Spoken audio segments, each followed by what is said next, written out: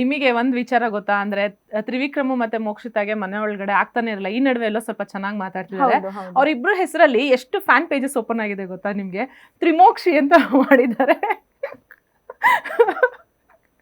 Actually ನೀವು ಮನೆ ಒಳಗಡೆ ಎಲ್ಲ ಭವ್ಯನಿಗೂ ತ್ರಿವಿಕ್ರಮ್ಗೂ ಟೀಸ್ ಮಾಡ್ತಿರ್ತೀರಿ, ಕಾಲೆಳಿತಿರ್ತೀರಿ, ಕ್ಲೋಸ್ ಇದೀರಾ ಅಂತ ಹೇಳಿ.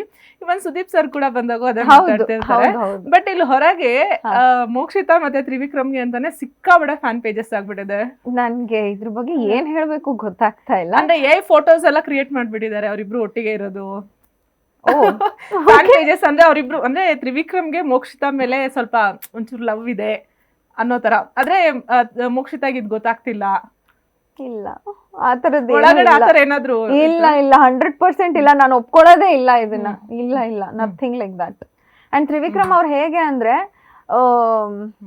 ನಂದು ಕ್ಯಾಪ್ಟನ್ಸಿ ವಾರ, ಜೋಡಿ ಕ್ಯಾಪ್ಟನ್ಸಿ ವಾರ, ಅಂಡ್ ಏನೋ ಒಂದು ಆಗಿರುತ್ತೆ ಹಿಂದಿನ ಎಪಿಸೋಡ್ ಅಲ್ಲಿ ನ್ಯೂಸ್ ಬಿ ನ್ಯೂಸ್ ಅಂತ ಒಂದು ಇದಾಗುತ್ತೆ, ಟಾಸ್ಕ್ ಆಗುತ್ತೆ. ಅಲ್ಲಿಂದ ಹೊರಗಡೆ ಬಂದ್ಮೇಲೆ ನೆಕ್ಸ್ಟ್ ಮಾರ್ನಿಂಗ್ ನಾನು ಅಳ್ತೀನಿ, ಅವರೇ ಬಂದು ಕೈ ಇಟ್ಕೊಂಡೆಲ್ಲ ಸಮಾಧಾನ ಮಾಡ್ತಾರೆ ನನ್ಗೆ ತ್ರಿವಿಕ್ರಮ್ ಅವರು.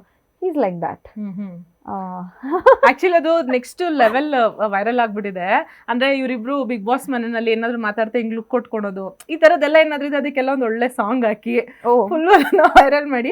ಅಂಡ್ ತ್ರಿವಿಕ್ರಮ್ ಲಾಸ್ಟ್ ಟೈಮ್ ಒಂದು ಫೇಕ್ ಎಲಿಮಿನೇಷನ್ ಮಾಡಿದ್ರಲ್ಲ ಲಾಸ್ಟ್ ವೀಕ್ ಅಲ್ಲಿ, ಅವಾಗ ಅವರು ಏನು ಇವ್ರಿಗೆ ಮೋಕ್ಷಿತಾಗ ಹೇಳ್ತಾರೆ ನಾನು ನಿಮ್ ದೊಡ್ಡ ಫ್ಯಾನ್ ಅಂತ ಹೇಳಿ ಹೋಗಿರ್ತಾರೆ.